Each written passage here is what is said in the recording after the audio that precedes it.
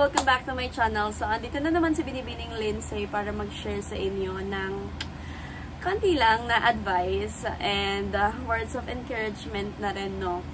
And motivation. Bakit kailangan nating i-pursue ang graduate studies? So, ano ba yung mga benefits and importance ng pag-pursue natin ng graduate studies? Yeah, I know na nakagraduate na tayo ng 4-year course sa college and may work na tayo ngayon. Pero, okay na ba siya or enough na ba siya for us? Yan. So, panoorin ang pagpapatuloy ng video ito.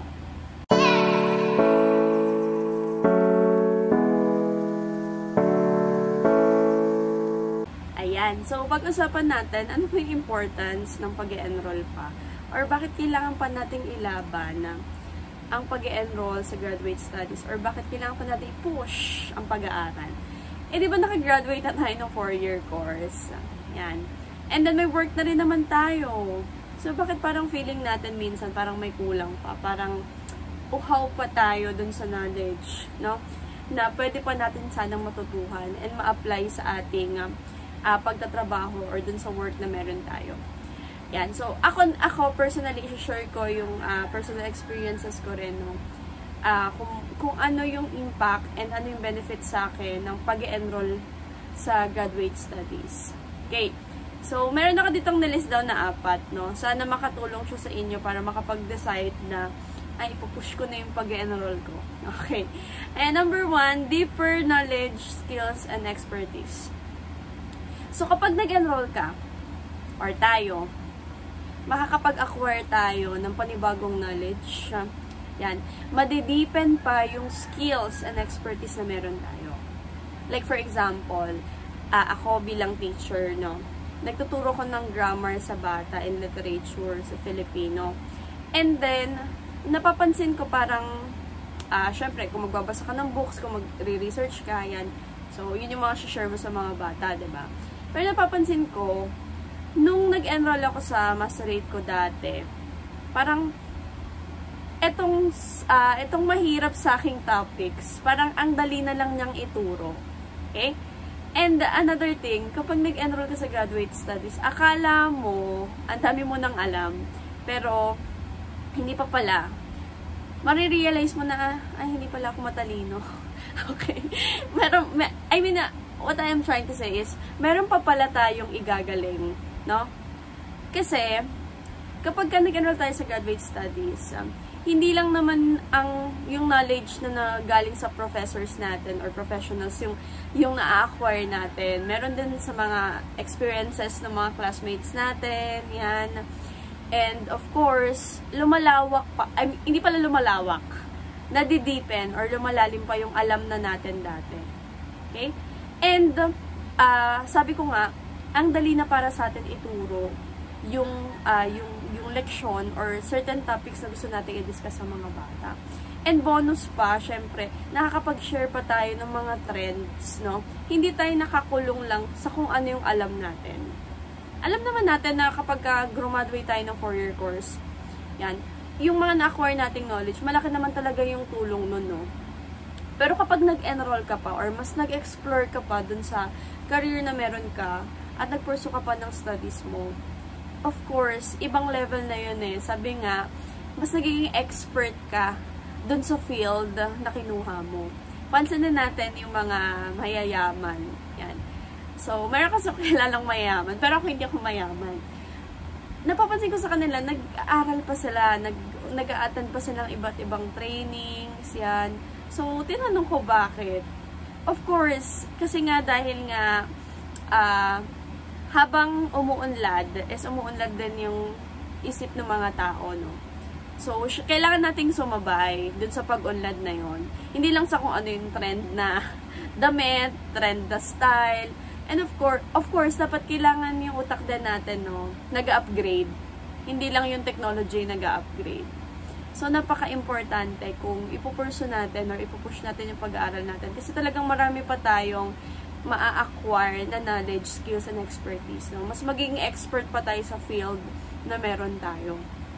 Parang, alam mo yun, parang, wow, ang dami naman yung masashare. Ako kasi yung tipong ganun eh, pag nakikinig ako sa mga professors ko, parang sana ako din soon no, mas makapag-share pa ng ganun, parang sobrang spontaneous niya, parang sobrang galing niya, ang dami niyang nasi-share dun sa field na meron siya.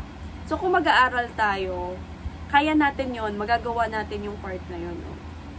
And of course, dapat hindi tayo close dun sa idea na, okay na ako dito, parang, eto na yon, okay na yon, parang, ewan ko ha, siguro sa generation din ngayon, no, talagang, mas nag-explore pa.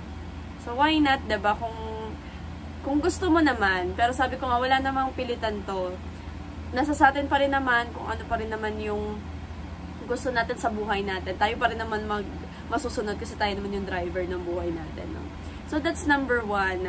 Makapag-acquire pa tayo ng knowledge, skills, and expertise. Yan. So, that's number 1 for me. Kung bakit kailangan mo nang i-push or ba't kailangan natin i-push yung pag-aaral ulit. And then number 2 is career advancement. Yan. Sa Pilipinas kasi, yan. Kung teacher ka, pansinin natin, sobrang baba talaga ng sahod, diba? Ang baba talaga. Ako kasi public school teacher ako, no? And masasabi ko na walang-wala yung sahod sa ibang bansa, sa sahod dito sa Pilipinas. Diyos ko, napakababa naman. Pero kung mag-aaral tayo, or ipupush natin yung graduate studies, yan. Hindi lang tayo madideepen yung knowledge. Makakatulong rin siya for career advancement. Of course, syempre, magagamit natin siya for promotion. Yan. Yun nga lang, syempre, sa teaching kasi sobrang hirap din talaga ng promotion. Pero sa other field, malaking na itutulong kung meron kang advanced na studies, no? Hindi lang yung pinaka natapos mong 4-year course, no? Nagkakaroon talaga ng career advancement kapag nag-aaral tayo.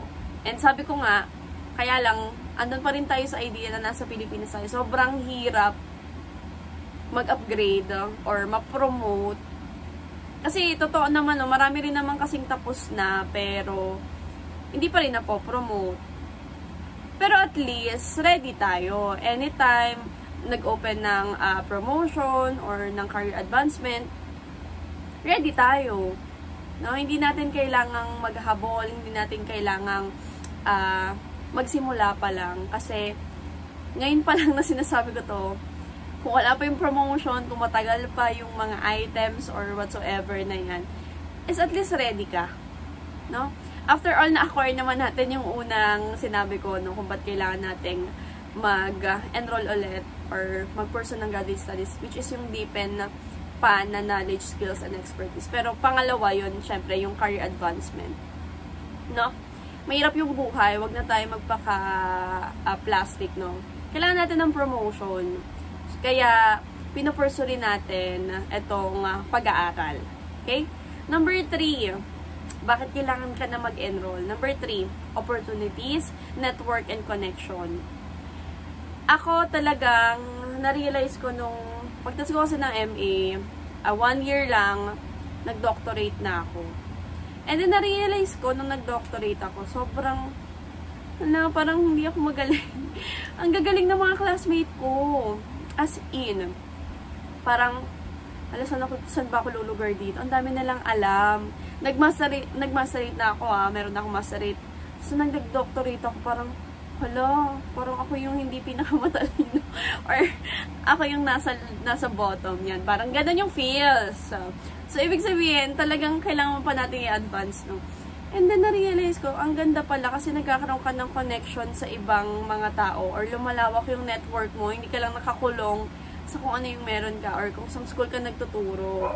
And then, of course, yung network din, makakatulong din yan sa atin. For example, kailangan mo ng mga speaker sa school mo or may event ka or may program ka. Pwede natin sila i-invite kasi may connection na tayo sa kanila. Diba? So, meron ng career advancement, meron ka ng deep knowledge, expertise. Yan, meron pang opportunities and napapalawak pa yung network na meron tayo. And when it comes to opportunity, syempre, sabi ko nga, may edge ka na agad kapag meron kang masterate or may doctorate degree ka. Kapag nag-apply ka, kapag nagpa-promote ka pa rin, of course, andyan yung opportunity. And another thing, personally ako, kasi may mga racket din naman ako outside, no? Secret lang natin. Okay. Syempre, mas magtitiwala sa'yo yung mga tao kasi meron ka nang acquire na degree Okay, na mas higher pa. So, yung expertise nila, hindi na question mo pala, hindi na questionable. For example, may gusto magpa-edit sa'yo ng grammar sa Filipino or ng research yan.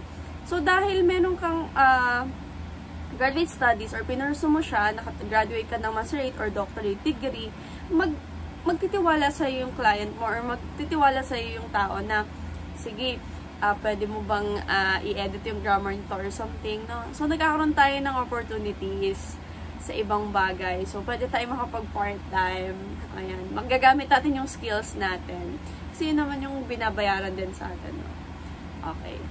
So, yun. Yan yung pangatlo. Mas maraming opportunities, lumalawak yung network and connection natin kapag tayo ay nag-aaral. Kaya kung ako sa'yo, i-push mo na yan. Okay. And of course, ito pang-apat. Last na siguro to. For me lang naman to, no, mag-disclaimer ako. Ngayon lang ako nag-disclaimer kung kailan dulo na. Yan. Ito ay based lang naman din sa mga experiences ko, no. And sabi ko nga, ito ay some words of encouragement lang and motivation kung bakit dapat ka nang mag-enroll.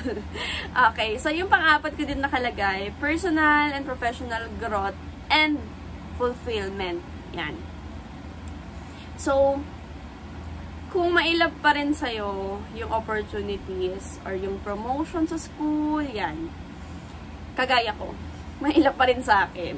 Kasi sobrang hirap naman talagang magpa-promote pag nasa senior high ka and walang item. Although merong bago ngayon, di ba, na nilabas na T1 to T7, then Master Teacher 1, 2, 3, and 4. Yan. Hindi pa rin naman natin alam kung para sa atin yung opportunities din. Pero hopefully, and keep praying lang, no? Pero ito nga, itong pang-apat na to, personal growth and fulfillment, kasama na yung professional. So, kung acquire mo na siya, syempre may professional growth ka nang mafe-feel. Pero iba yung fulfillment sa sarili natin. Kung ako kasi hindi naman ako yung lumaking nakukuha lahat ng bagay sa mundo. Or mayaman, ganyan. Hindi. Talagang, dumaan sa proseso ng buhay. So, walang agad-agad na acquire kung anong meron ako ngayon. Yung meron ako ngayon, ganun pa rin naman, simpleng buhay pa rin naman. Hindi pa rin talaga siya 100% or hindi pa nga yata nakaka 50%. Pero, ang laki na ng changes, no? Sabi nga, count your blessings, no? Maraming blessings na dumadating and opportunities na rin naman. Hindi nga lang sobra-sobra pa, eksakto pa lang. Pero yun nga, iba kapag ka lumaki ka na gusto mo or marami kang pangarap or career-oriented ka, yan. Kapag ka natapos mo yung isang bagay, sobrang sarap sa feeling, no? Feeling fulfilled ka. I know, parang yung feeling na sa career, kung matatapos ko man tong doctorate ko ngayon, fulfilled ko na yung sarili ko na hindi ko na kailangan manghinayang, hindi ko na kailangan magkaroon ng what ifs, if ever na hindi ko siya tapusin. So, this time kasi nasa part na ako, or sa last part na ako sa doctorate ko, no? Sobrang hirap, parang gusto mo nang sumuko. Gusto mo nang tumigil. Pero, naiisip mo na, pag natapos to, iba yung fulfillment. At kung di mo siya tatapusin, parang, ang daming what ifs. And, feeling mo parang, ikaw din sarili mo rin yung sisisihin mo, may stress ka rin sa buhay. Kung di mo siya tatapusin, parang gano'n. So, yun. Nagkakaroon ka ng fulfillment sa sarili mo na yung pangarap mo, natupad mo siya. And then, at least kung magpa-family ka na, kung single ka ngayon at nag-aaral ka, and then pag nag-family ka na, at least, nakafocus ka na dun sa panibagong goal mo sa buhay or dun sa family mo na hindi na nahahati yung time mo and yung attention mo kasi ginawa mo na siya ngayon. So, hindi naman to applicable sa lahat, no? Kaya nga sabi ko, kung ikaw ay single pa naman, yan, and then meron namang natitira sa iyong budget kahit papano. Kasi mahal din naman talaga mag-aral, no? Sobrang mahal. No? Or kung may tutulong naman din sa'yo, why not i-push mo siya? Okay? And of course, sobrang salute sa mga, yung may family na talaga na pinupursu pa rin yung graduate studies nila. Na sobrang galing. Parang ako hindi ko alam kung kaya ko yung gawin. Kaya nga, ngayon na, syempre, ako pa lang, single pa lang, diba? Pinaplan ko na talaga siya na gawin. And, babalik ako dun sa idea na hindi naman lahat talaga may kakayanan mag-aral kasi sobrang mahal naman talaga, no? Pero kung kaya mo na at naisip mo na siya, i-push mo na siya. Yun lang naman yung masasabi ko. Ulitin ko po, no, hindi ko sinasabing magkakaparehas tayo ng status sa buhay na kaya na natin. Ako, hindi naman ako mayaman din eh. No? Sakto-sakto lang. Pero, inuna ko na siyang i-push kasi yun yung goal ko. May goal ako na tapusin talaga siya, no? May goal ako na gusto ko talaga ng career advancement. May goal ako na gusto ko ng professional and personal growth. Kaya gusto ko siyang i-push through. Na kahit na sakto or minsan kulang, ilalaban. Yung ganong feeling. And then, kung ngayon, may family ka, gusto mo pa rin mag-aral, gusto mo pa rin i-pursue yung graduate studies mo, kahit mahirap, syempre, yan, go lang, ilaban lang. Pero yun nga, hindi naman siya nakagaya na talagang walang mga problems or challenges encountered. No? Kahit sino naman makaka-encounter nun.